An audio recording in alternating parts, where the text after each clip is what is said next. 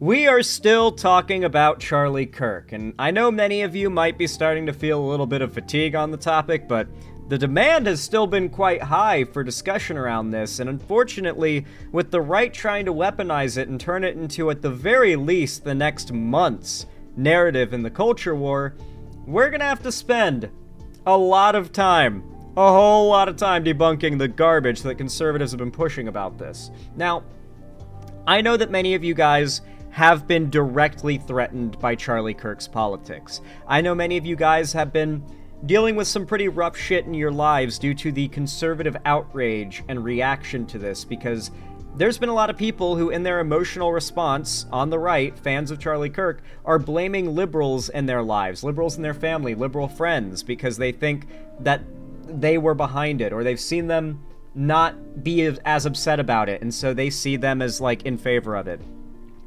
And so I understand why a lot of you guys are, like, probably not, like, big on the idea of any kind of sympathy for Charlie Kirk. And I don't really have any sympathy for Charlie Kirk. I don't really feel bad for him. But what I do feel bad about is the left celebrating it. For multiple reasons. Now, I'm not going to virtue signal and moralize and be like, oh, it's bad to celebrate when people die. Come on. No one actually believes that, because there is a certain level of bad person that when they die, everyone celebrates. Child predators, health, big pharma CEOs, such as Brian Thompson. You know, like, we have celebrated killers, assassins, and death in the past as collectively as a society with absolutely no self-awareness. And what's different here is the fact that Charlie Kirk was a controversial political figure who, yes, was advocating for harm. Undoubtedly, he was advocating for harm against LGBT people. Like, denying their existence is harming them. Like, we can get into that more if we want to open that can of worms, but I assume most of you guys here understand why. And so, it's hard for people to give ground on the idea that, like, Charlie Kirk was advocating for non-violent political action.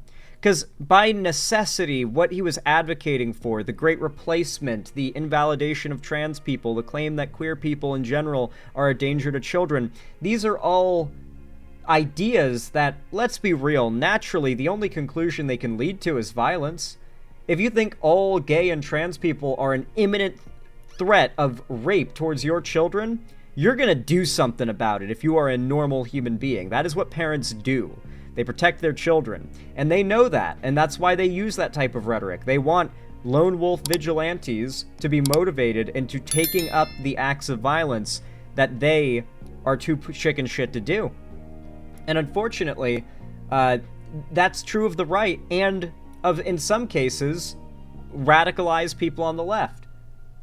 Not saying it's anywhere close to both sides, it's not. But in the case of this guy, we don't know yet for sure what the political ideology of the shooter was. It's so up in the air and left and right. Like, some cases, it seems like they're making progressive references, and in others, it's like really hard evidence that they had a really conservative upbringing and beliefs. So and then we hear very vague statements from family and friends like, he only became political recently. There's not much we know about this person. And at the end of the day, what upsets me about the left celebrating it is that nothing good comes from it. Like, killing Charlie Kirk doesn't slow down the spread of his ideas, no matter how evil and horrible they were. If anything, now they're being jettisoned into even further orbit, and being moralized. They're being martyred. It's like, these are the beliefs of a man who fought for peace and fought against political violence, and the left killed him for it. He's been martyred at the absolute peak of his political career. He was at the absolute peak of his success. He had just been parodied on South Park and responded to it really well, so he was actually benefiting from that parody on South Park. He was at the top of the world. Nobody had successfully humiliated him and ruined his reputation. He was at the top of the world, and he got shot. The only narrative anyone could reasonably believe, with the story lining up the way it does, is that Charlie Kirk was an anti-violence, right-wing hero advocating for honest, political disagreement, you know? Yeah, they're trying to sell him as the new Martin Luther King, right? And so the right's response to this and their attempts to try and like blame the left as a whole for it and just calling for blood. They are dripping at the mouth with foam and drool and just they're salivating. They want the blood. They're so desperate to blame this on the entire left and to wipe the left out, I guess. I don't know how far they actually plan to take this or if most of them are just grifters using this to farm the hate and the anger of their audiences. I imagine it's a bit of both, but here I brought up a video from a wife abuser and divorced loser, bars, Steven Crowder, and right-wing mannequin woman, Megyn Kelly. I always forget, like, I had to think for a second, like, is it Ann Coulter? No, Megyn Kelly. There's so many of these, like, literally put all of the famous Fox News conservative women on screen next to each other. They all look the same. And I'm pretty sure it's because to work at Fox News as a woman, you have to dye your hair blonde and you have to get blue contact lenses. I'm pretty sure those are part of the rules. Listen to what we're saying. Stop calling us Nazis. Stop demonizing us for having completely within the mainstream thoughts about these hot button issues. Like I said last stream, I don't know if you guys were here for it. They have been doing this consistently ever since Charlie Kirk got shot, is the claim that Charlie Kirk's beliefs were not radical, which basically by extent means they are arguing that the Great Replacement and many other issues are not radical. They're trying to simultaneously use this as an opportunity to normalize these ideas, while also framing it as though if you oppose Charlie Kirk's ideas, then you are on the side of the people who murdered him. People, quote unquote, when it was just one guy, right? Like, they're desperate to make it more than just a guy acting alone, and they've yet to provide any real argument, but they provided enough non-evidence that a lot of people have bought it. Yeah, fuck them. There are people out there, Megyn, who believe that you performed a minstrel show. There are people out there who believe that you would kill every single last transgender you could, and those people, if given a shot, would take it. Wait, so here's my question. They keep saying that trans people are groomers and pedophiles. And then when confronted on the fact that they want all trans and gay people dead, they say, no, we don't. No, we don't. When have I ever said that? And it's like, so either you're just bullshitting, or when you say that all trans and gay people are pedophiles and groomers, you are not also saying that we should do anything about that. Like, regardless, like, you're just stating that as like a smear, and you don't believe that anything ought to be done legally or morally about pedophiles and groomers? Is that what you're saying? That, like, accusing these people of something so horrible, you don't believe it's morally and objective that you must do something to stop it? Like, if you know, quote unquote, that trans people are a threat to kids, and you don't go out of your way to violently prevent trans people from being around kids, then aren't you just okay with groomers hurting kids if that's what you believe about trans people? That's why we don't buy it when they go on and on and on calling LGBT people groomers and pedophiles and whatever. And then when you say, okay, so you're stoking violence towards the LGBT community, and they say, what do you mean? I never did that. No, what? Of course you are. Like, the most common phrase that we say on the internet in regards to pedos and groomers and whatnot is, don't put them in the jail, put them under the jail. Which, of course, means they're 6 feet under the jail.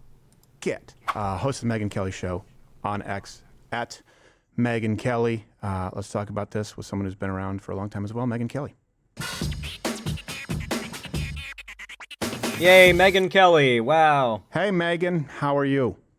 Oh, Steven, I'm hanging in there. How about you? Same. Are they gonna get married? What are your thoughts of, you're someone who's done this, obviously been in more traditional media, Fox News, and when you're working at Main Network, and now on independent media. I don't call it new media anymore, it's just media. Oh, that's why I haven't heard of Megyn Kelly in like 5 fucking years. That makes sense. So she's not been on Fox News for a while? I would guess not since Trump's last administration. She doesn't give a fuck. She's a terrible actor. Megyn Kelly. So you've been here a long time. Is this something that's completely unexpected to you, or have you sensed this shift too and saw, unfortunately, something like this happening? Well, I mean, the threat profile has gone up for a lot of people who do what we do. I know you've experienced that. So have I. So have a lot of people. Okay. I'm going to acknowledge that argument in just a moment. But before I do, for people watching this on YouTube, when this goes out as a video, if you want to help this video get out to a lot of people, help to prevent maybe a bunch of people from watching some conservative nonsense instead, and you want to support the channel, then please consider hitting the like button and leaving a comment now. If you don't know what to comment, just comment Crowder is cringe. Crowder is cringe. If you don't know what else to say. Comments and likes really do help the channel. I appreciate it as always. Thank you so much. Let's get back into it. Who are doing it, but that doesn't Oh, change. actually, no. This is a perfect time to respond to what she just said. I'm not going to let her finish the point. I'm going to respond to the first part of it. Yes, I would actually argue it is getting more dangerous to be a political pundit who does debates and public appearances. And I don't think that's exclusive to the right. I think it is about to get a lot more dangerous, actually so, to be a person who is known online or in real life or in traditional media as someone who engages in controversial political debate and discussion. And that's always been the case, technically. There's always been a threat of violence to an extent. Never has it been so tangible, though. Never has it felt that you could, like, reach out and touch the amount of the threat level in the air, you know? And so, with that in mind, I think it's important for us to understand what the stats suggest is happening. When Trump took office in 2016, or, well, 2017, immediately after, we just saw a massive spike in a couple things. Hate crimes, and notably, political violence in general. Acts of protests, large gatherings. I'm yoinking this argument from Destiny in that debate we saw him do the other day. I didn't know this was true until he said it, so credit to him. 7 of the 10 biggest riots or protests in American history have all happened while Trump is president. Really think about that stat for a minute and what it means. A country that is hundreds of years old, of the 10 biggest protests or riots, 7 of them happened while the current president was in office. He's only been in office for less than a year on his second term and 1 term of 4 years before that, and 7 of the largest protests in American history happened under him. He is the one exacerbating the political violence. It is him. It is Trump. It is Trump. And the fact that his entire narrative, all of his rhetoric, is all about doing 2 things. A, demonizing the Democrats, first and foremost. Prodding the Democrats and giving them a reason to have an issue with Trump and the Republicans in MAGA at any given time, right?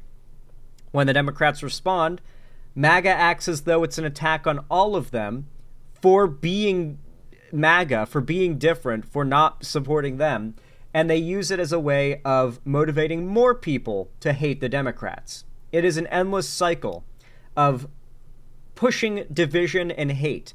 The Republicans need people to hate the Democrats in order to win. The Democrats don't need people to hate the Republicans to win.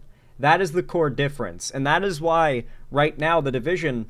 Yeah, there's been one notable shooting that's been, or act of political violence committed by someone that people are claiming is on the left or against someone on the right, but the stats don't lie, especially post-Trump. The political violence coming from the right has been insane. Change the fact that this feels like a before and after moment. You know, that, I don't know, with President Trump, it's not that you expected an assassination attempt on him, but we have seen that with political figures before and presidents before. I just don't remember anything like this, where one of our most prominent public thought leaders, who's not a politician, who's not running for office, who's Yeah, what's different? What's different nowadays compared to previous times where people weren't shooting politicians? Also, people have always been shooting politicians and political pundits in America. It has been happening literally since forever, okay? Music artists who dare to get too political have been shot, okay? There has been plenty of political violence. This is nothing new. But in the sense that it has gotten a little crazier and we can all kind of feel it, the stats do back that up. And when you track when it started, it's when Trump took office. who's just commenting on news and cultural events has been shot down for doing that. There's no question now in the wake of your reporting this morning, your exclusive, now matched ultimately by the Wall Street Journal too, that he was killed for his thoughts. He was killed for his speech. It's just so un-American and disgusting. And now we're going to go through this pointless cycle of the left trying to say it's right-wing rhetoric that has caused these problems. And we're all going to sit on the right like... It's not even right-wing rhetoric, actually, no. I'd say it's primarily Trump. The president has a large impact. I'd argue the president kind of sets the tone of the conversation. You know how Biden was he was Sleepy Joe? And so politics from 2020 to 2024 was sleepy? Like nobody wanted to engage with anything to do with policy or the current administration because they found Biden, his policies, his administration, his cabinet picks, everything boring. It was just boring by the numbers stuff, getting the job done as promised. There was not much really to go at except for Gaza and Israel.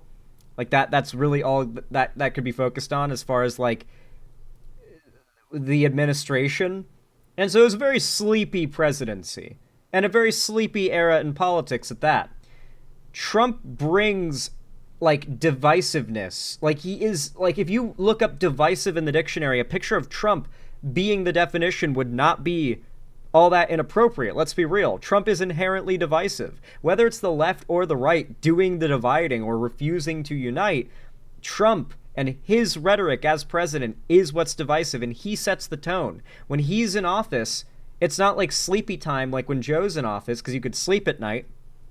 No, it's you're terrified, you're freaked out, you're angry, you're scared. Like all the time, something's going down all the time. Trump is shaking things up and refusing to just let the country function. When you just leave things alone and let America kind of function, it does kind of okay. We have a pretty good system, and when someone's not incompetently, retardedly fucking shit up and paying out favors and bailouts to large corporations and hedge funds and what have you, when that's not happening, America's economy and the federal government's budget tend to work themselves out into an at least tenable situation. There has to be a real dumbass running things for shit to get as fucked as it's gotten, and it's only going to get more fucked, because we've got a real dumbass running things. And he's firing all the not dumbasses. If you accidentally reveal you're not a dumbass in Trump's administration, you'll be out on the street with a box full of your stuff that day. Like, what in the actual F are you talking about? And my gut feeling today is... Didn't she just say fuck earlier? I'm not even interested in them. I don't even give two shits what they have to say. I couldn't care less. It's all about us and how we feel and what we're going to do next.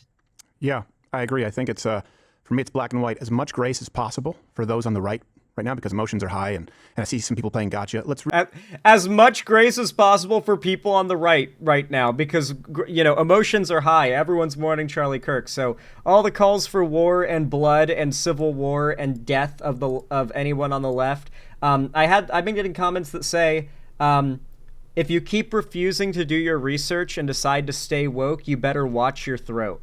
I believe is what the more or less like the comment string that I and many other progressive figures have been getting. Like, do your research and stop being woke, or you're gonna be the next person to get assassinated for being woke. Of course, that's they're just outright saying stop being woke or we'll kill you.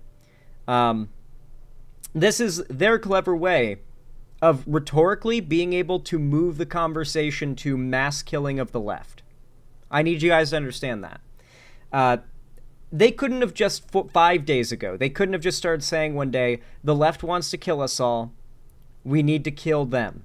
We need blood. We need civil war. They couldn't come out and say that 5 days ago without it coming off as unhinged.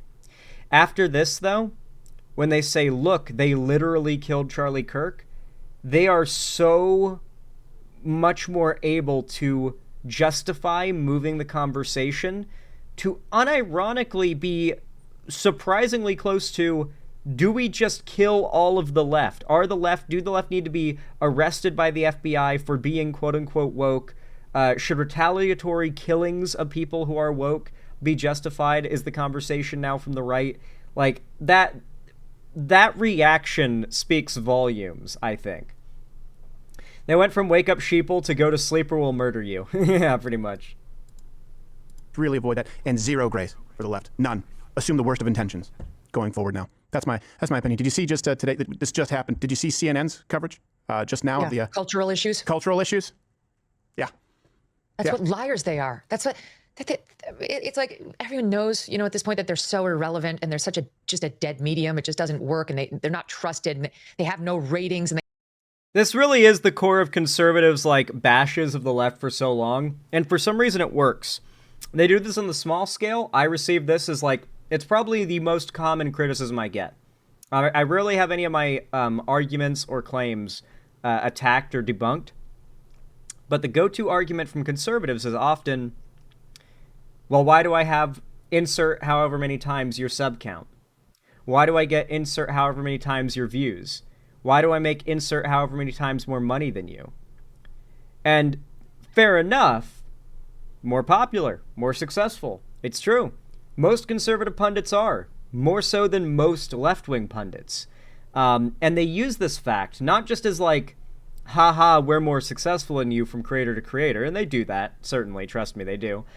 But it's also used as an argument they make to their listeners, to their audiences, and they say, hey, look at us. Look how many people are listening to us. Look how many people are listening to what we have to say. And look how few people are listening to what the left has to say. This is the internet, where people choose what they want and don't want to listen to and watch. They choose what they don't and want to believe. So when it looks like one side is voluntarily having tons of people listen to them, and the other side is voluntarily seeing far fewer people listen to them, it's easy to say, look where everyone's joined with the flow. Clearly everyone's figured out which side is right and has things figured out. And when you're young, especially when you're like a teenager and you want to enter politics, you want to sound like you know what you're talking about, you want to come off as informed and smart, not like an idiot, but you literally don't have the ability to be informed yet, you start following the popular flow. Because at the very least, if you follow what everyone else is doing, you're probably not going to get mobbed up on people saying your politics are stupid, because the mob agrees with you. You agree with the mob. Your politics are whatever the mob's politics are. And that's how a lot of young people operate. And that's why it's so scary that we're now dragging the topic to literal, like, war against the left. they have no one special. But I mean, so close to this, you want to be part of the problem? So close. It hasn't even been 24 hours, and you want to lean into being part of the problem? Like, we get the reveal, thanks to you, of what the motivation is, and that's where you want to go with it? You want to pretend it's something other than what it is? That's how we got here. Yeah. That's how we got into this mess. They are not going to be part of any solution. No, they're not. There's no common ground. There's fighting back. And I said this has been my change. There's no common ground with the left. There is only fighting back. Remember, you can say that the left has done insert thing, but I haven't. Like, go and look at all my Charlie Kirk videos, and you just see me arguing with my chat, like, guys, his kids were there. That shit's fucked, dude. Like, his kids got orphaned and watched it happen. Like, those kids are gonna, like, there's some fucking Dexter backstory shit going on. Some Batman backstory, tragedy type stuff for those kids. And, like, I'm not gonna play into the rewriting and whitewashing of Charlie Kirk's character. Just because he died doesn't automatically make him a better person, and we have to speak of him with respect. But I didn't want him dead. Zan, they hate us and want us dead, but like I said, Retard, him being dead doesn't help you not experience more hate or make you any less at risk of being dead. If anything, by the way, if anything, you are closer now to being murdered for your political beliefs and your identity than ever in America after this. This might be what they use as the justification to kill you, by the way. And not only that, at the very least, it's going to be what they're using as the justification to start cracking down on people's rights who dare to express progressive values. Kash Patel has been calling and suggesting that he might have the FBI start kicking down the doors of leftist influencers. That's right, it is being floated by the Trump administration to sick the FBI on figures such as me, Hassan, Vosh, Destiny, ContraPoints, Dylan Burns if he comes back to America. Literally any figure who has a platform on social media and a following and has spoken out against Trump, they are now floating the idea of weaponizing the FBI against all of us.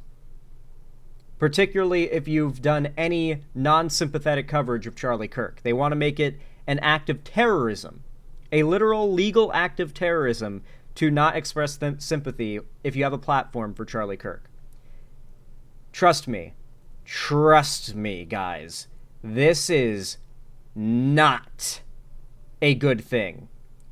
I don't care how much your soul burned with hatred for Charlie Kirk, how much you wish he would never have existed. It doesn't matter.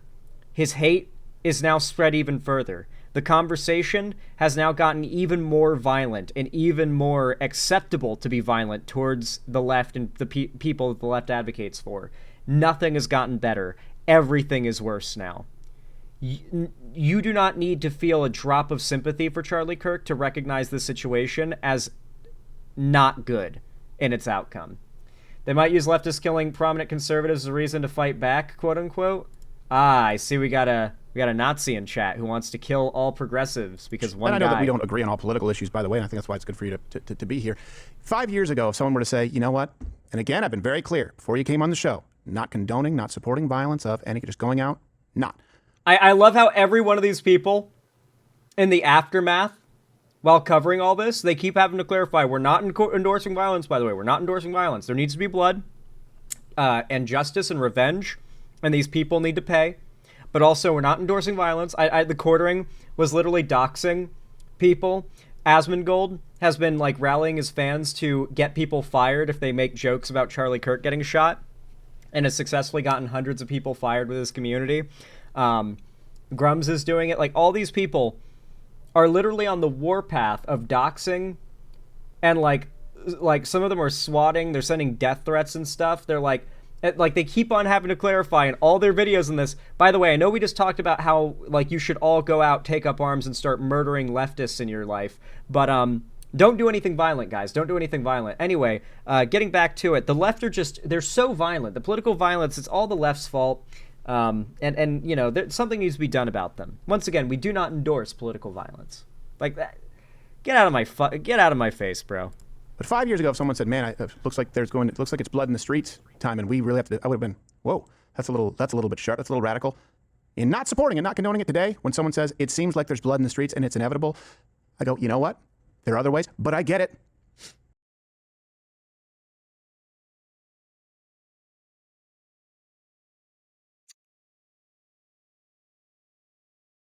He's doing it. He's doing the thing right now. He's doing it right now. He's doing it. He just did it. Not endorsing political violence or anything, but when people say there's blood in the street, I get it. I get it, you know? I get it. Yeah. Does that seem extreme to you? It doesn't seem irrational to me, because our blood has been all over the streets for a long time, and until someone dies. All right, let's see.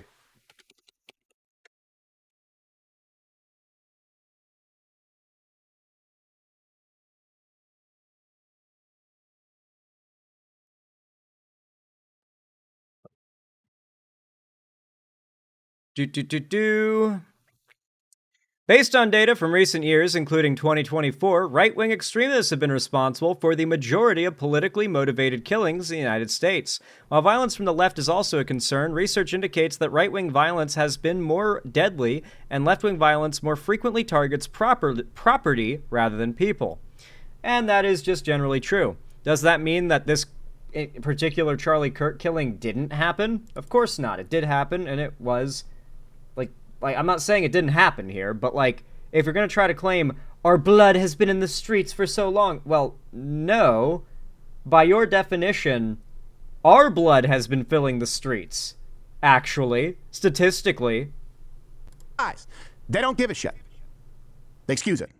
I know you're not rooting for it, and I'm not rooting for it either. You're saying, as a practical matter, wouldn't that be the next logical thing to expect, given how angry the right is, how victimized the right has been? I mean, truly, the left loves to play the victim. They love it when they're not. We just read the stats. Invent fake ailments, disorders, etc., and claim victimization of white privilege and white anti-black racism all the time when it doesn't exist. We actually are being victimized. There's no other word for what happened. There is no racism. Black people do not suffer. Like, really, holy shit, dude. Oh my god. Oh my god. Cry me a fucking river, dude. Disorders, etc., and claim victimization of white privilege and white anti-black racism all the time when it doesn't exist. We actually are being victimized. There's no other word for what happened to Charlie Kirk yesterday. Hunted. He was hunted, and they victimized his beautiful wife and their beautiful children and all of us who loved him and his message. God, how can they be so like, it comes off as disingenuous, doesn't it, right? Like, I feel like I actually demonstrated more, and this is disgusting to feel like, but I feel like I genuinely feel like I demonstrated. I feel like more people on the left have demonstrated genuine, sincere sympathy for Charlie Kirk than I have seen right-wingers with a platform demonstrate sincere sympathy.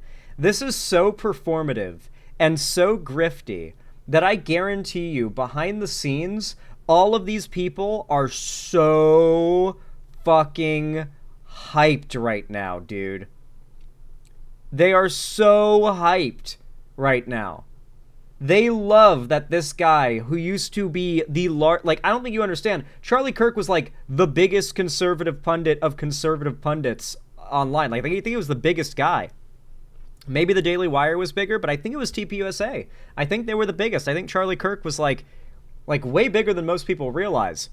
Charlie Kirk was competition, like massive competition for all these figures.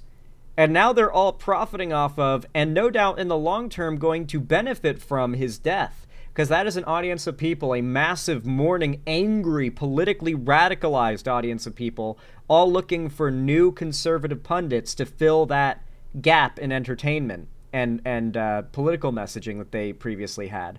This is Steven Crowder's time to shine. He was the other guy who was famous for doing the change my mind, sitting at a little thing at a college campus thing. So, like, this is Steven Crowder's chance to, like, come back from the hole, I think. And I think they know that. I don't sense a single bit of genuine sympathy here. That's actual victimization, a word I hate, but it happens to apply here.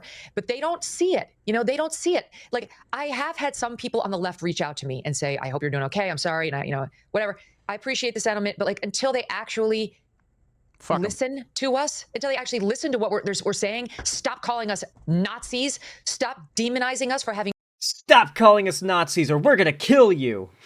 Completely within the mainstream thoughts about these hot button issues. Yeah, fuck them. Like, what good does that do? It reminds me of when John Lennon was shot and his assassin.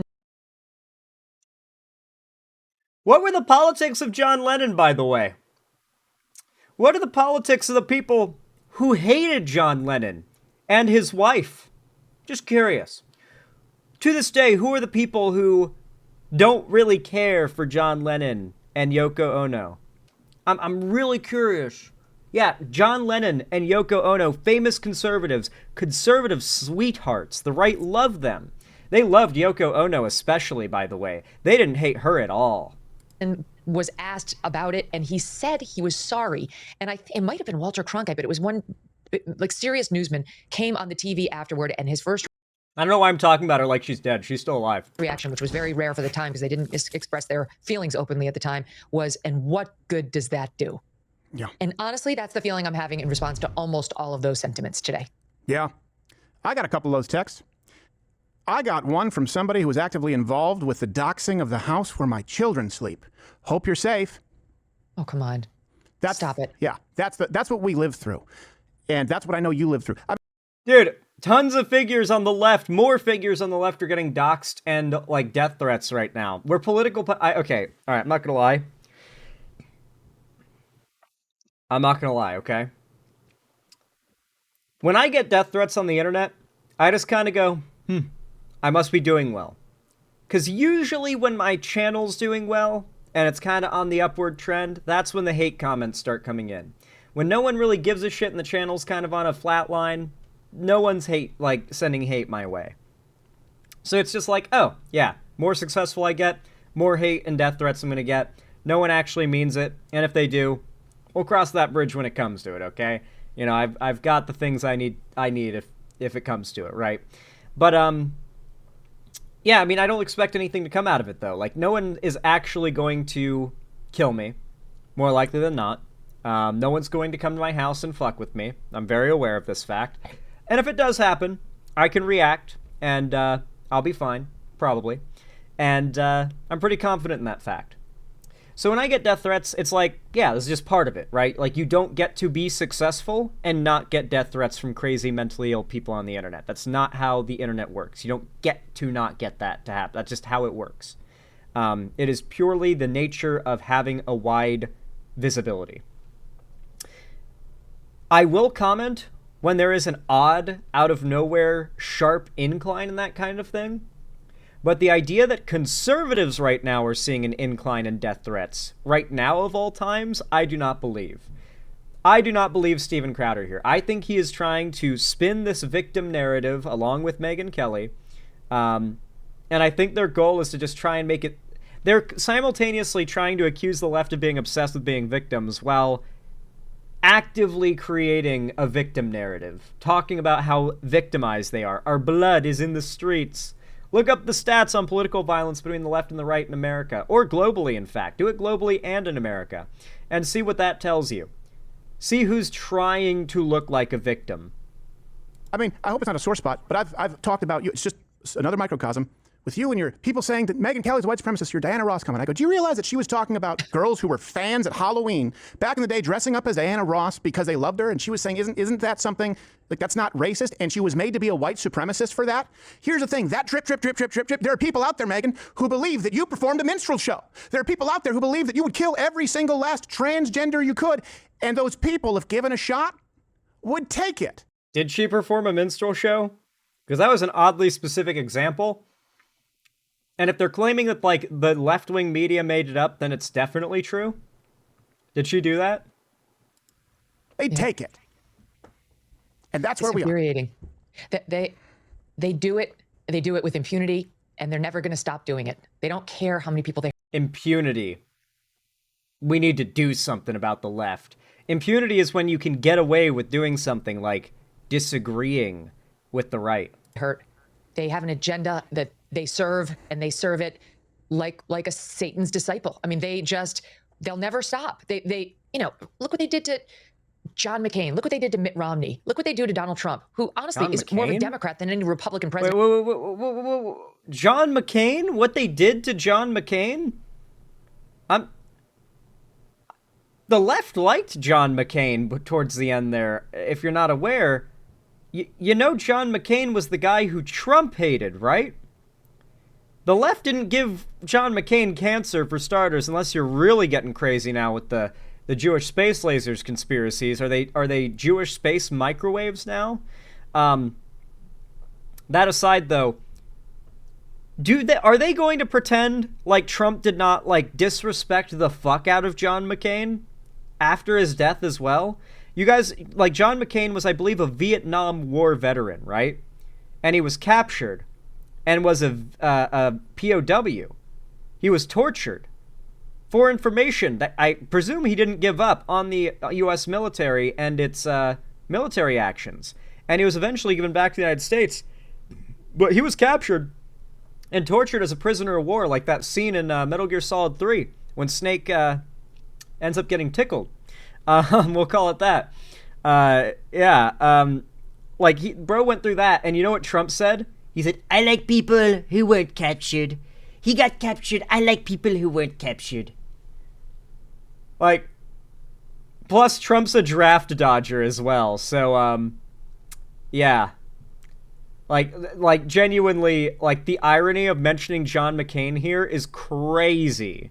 President we've ever had. Yeah. Right. But it's still not good enough. It doesn't. Also, let's be real.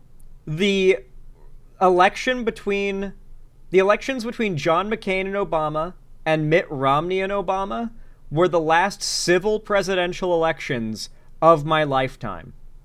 Ever since those two elections, those were the last two elections. Those two elections are the only way I remember what elections were supposed to be like. I remember both of them. I remember when Obama won the first time, and I remember when Obama won the second time.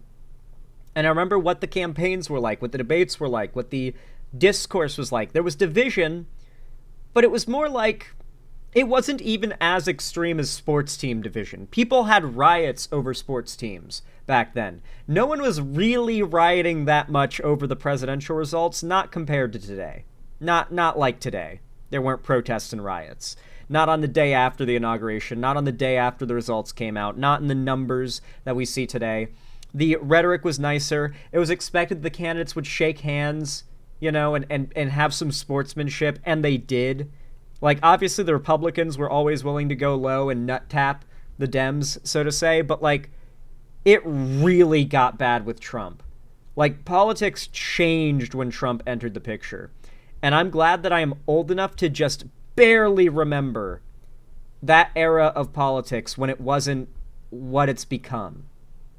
Doesn't matter. They're celebrating on the left. I don't even have a stomach to go on Blue Sky and see what they're saying right now. Why go on Blue Sky? It's literally made to be a Twitter alternative. Are you looking for a Twitter alternative? About Charlie, I don't understand the lack of humanity in these people, and they're not going to stop. Like that instinct that we saw on MSNBC between Katie Tur and Matthew Dowd to dehumanize Charlie, literally within moments of him nearly getting his head blown off. I don't understand what that is. That's not human. Those are not two human people I can relate to or understand in any way. There's no getting. Ironically, that's exactly what I would say about the two ghoul money machines that I see in front of me. These are not people. These are money printers. Along with them, there's only defeating them. That's all there is. That can be the only mission right now. You're right. And you know what?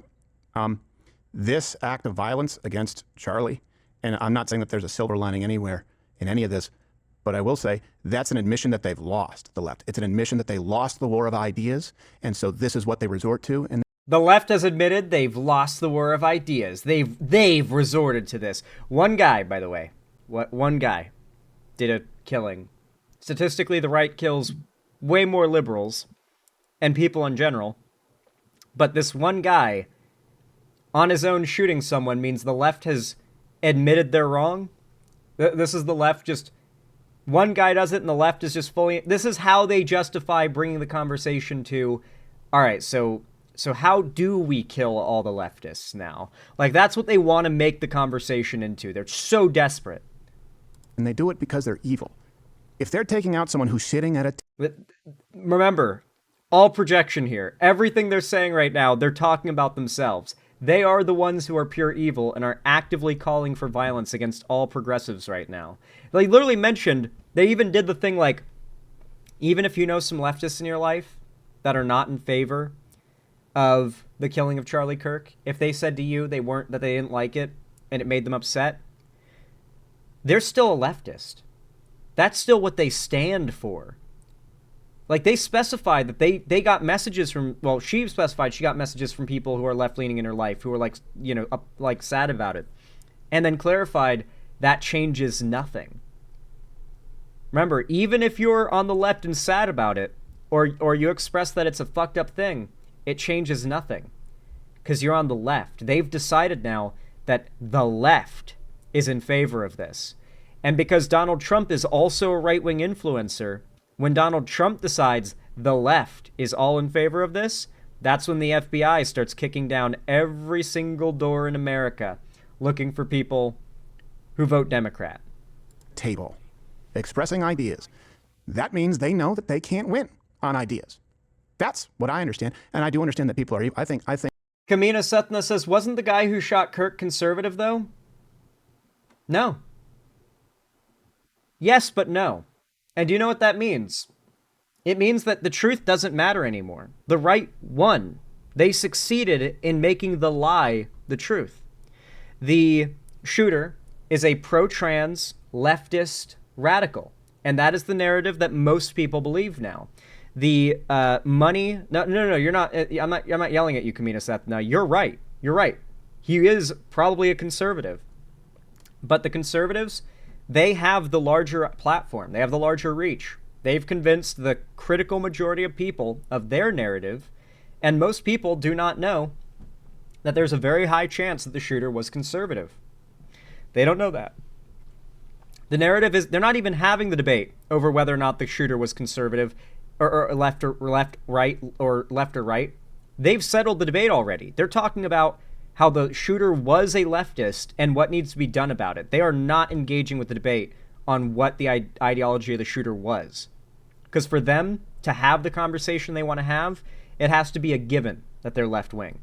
And they've succeeded in gaslighting America into believing that. Tyler thought Kirk wasn't enough of a Nazi. That's why he killed him. It's possible. I think, I came up under the tutelage of Breitbart. I was always, comedy clubs and an online guy. And you just have to fight. These people they don't care. They don't care. There is true evil. Doesn't mean all people vote Democrats, but people in the media, the people you're describing, the way I understand it is they have a heart of evil. And that's where I'm at. And I know you have a heart out, but please tell me that you are doing everything that you can to be safe. And heart of evil. This is the frog jumping out of the boiling water, but I really do hope that everyone out there who has a profile is very cautious right now, because this person is still out there. I know. Thank you, Steve. This is from a couple days ago. We've got a lot of conservative reactions to this to go over, as you imagine. It's gonna take a few more days. Even honestly, when I saw truly the motivation behind the assassination too, of course, I wondered, would somebody be next, and do we need to, take this into serious consideration? And of course, we are. So yes, we're amplifying our security, just like I think most people on the right are doing. And you know what? That's a uniquely right phenomenon. Mm-hmm. I don't think the hosts of The View are worried about that shit today. I don't want them to have to worry about it, to be clear. Right. But I mean, our side doesn't do that to them. We talk about them like, that's a lunatic idea. That's insane. This is crazy what they're saying. We don't start calling them Nazis. This is like the amount of dangerous. We don't start calling them Nazis. We just say there needs to be no more impunity on them being progressive. We just call them all pro-murder and say they've admitted that everything they believe is bullshit, and that they just want to kill every conservative. Now, we don't endorse political violence, by the way. Just another reminder, because we've been giving you so many reasons to go out and kill every leftist in your social space. Just a reminder, we don't endorse political violence. So if you go out and do something, we're just making sure the media knows we had nothing to do with it. Like, they're actively trying to stoke stochastic terrorism. They're trying to make the right copy what this guy did. They are trying so hard. Like, they're waiting, like, okay, have we gotten any of our fans to go out and, like, shoot a liberal politician yet? No? Damn. That's what they're thinking. That is guaranteed what a lot of them are thinking. That's why they keep on having to do the little, like, because they know that this could end up in court if someone writes a manifesto crediting them as the person who inspired them to go out and avenge Charlie Kirk, right? So I like how they keep on putting we do not endorse violence, we do not endorse political violence. So like every one of these videos, they have to say it like 5 times. It's crazy. This rhetoric that they throw on our side over the most milquetoast benign things, it's like it's not enough for them to diminish or criticize. They have to ruin and endanger our side. Like, that's where we're at. Yeah. Where I like how you can see she can't keep herself from smiling and giving that shit-eating grin that she's giving, because she knows she's just full of shit. She's trying to act angry and impassioned and upset, but you can see that she's smiling because she's like, all that's going through her head is cha-ching, cha-ching, cha-ching, cha-ching. Now you've got half the figures on the right who have to walk around with teams of armed security. It's just beyond. They always have. Yeah, I'm definitely taking. Charlie Kirk already had a team of armed security. What do you mean? It would have literally not saved him. He got sniped. Like, even the president of the NCR can get sniped. Yeah, that's a mission that you could do in Fallout New Vegas if you're bad.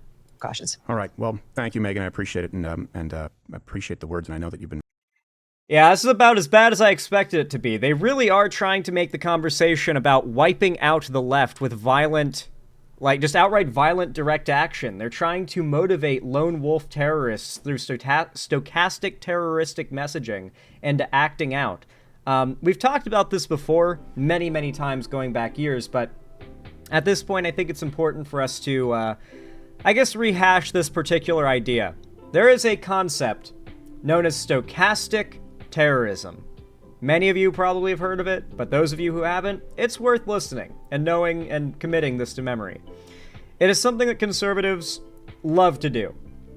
It is when you engage in rhetoric that motivates violence, that inspires acts of violence that are politically motivated. But you don't gather people together in a physical place to speak out to them and tell them they need to go, like, take up arms and hurt people. You don't tell them to do it over the internet directly. You don't make forums or group chats where you start grooming people into doing violence. That's not how it works. You just signal out what you believe and what you want people to do through less than subtle messaging.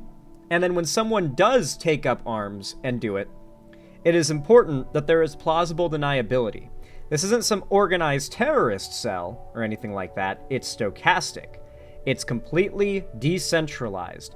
One or two guys motivated by a large public figure with millions of followers go out and commit violence in their name. Might even write a manifesto about it, like what happened with Candace Owens. And legally, nothing can really be done about it, and even socially, it's hard to tie it back, because it's just one or two guys, right? Unless you've got a media empire like the right to make it into a huge deal and convince everyone this is the left endorsing it, or the right endorsing it in this case, it just doesn't take off the same way. And so here we are now, where they're just desperate to be the victim, and they're desperate to use their victimization, that is non-existent, to victimize the left and look like the good guys doing it, to make it look like self-defense. Like, they're literally doing, like, they're coming into chat to death threat me every once in a while, which, you know, fair enough, like I said earlier in the segment. But they're not just sending death threats, they're, like, wording it as though they are giving a cautionary, like, you know, if you don't stop being woke, i.e. a threat to me, like, they indicate that me being woke is a threat to them, and that they will kill me in self-defense because the act I am taking that threatens them is being woke. Like, that is what the death threats have been formulated or formatted as since Charlie Kirk got shot. They're going to try to use mass murder. They're going to try to call mass murder, if they go through with it, self-defense. Preemptive self-defense, I guess. These are scary times, folks. Keep yourselves safe, and don't let yourself get doxxed by conservatives. Don't let yourself get fired for joking about Charlie Kirk's death either, because that is also happening. Make no mistake.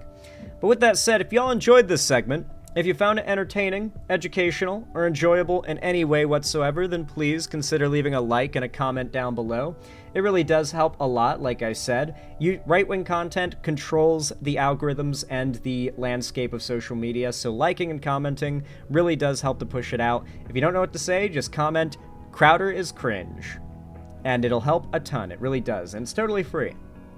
Be sure to subscribe and ring the bell icon to turn on all notifications as well if you haven't already, so YouTube actually tells you when I go live or upload new videos. Follow my social medias, linked down below in the description, particularly my fan Discord, as that is the main hub of my fan base and community. On top of that, if you want to see more from me on other platforms, you can I already said that. If you want to support me directly, financially, help me keep the lights on and a roof above my head here at the Xander Hall studio, then please consider donating, subscribing, or gifting a sub to someone else on my website, xanderhall.com/live, or support me through YouTube, Twitch, Streamlabs, Stream Elements, Patreon, or buy some custom Xander Hall merchandise through the Streamlabs link down below. Regardless of how you support the stream, I appreciate it. Thank you all so much for watching, and as always, have a good one.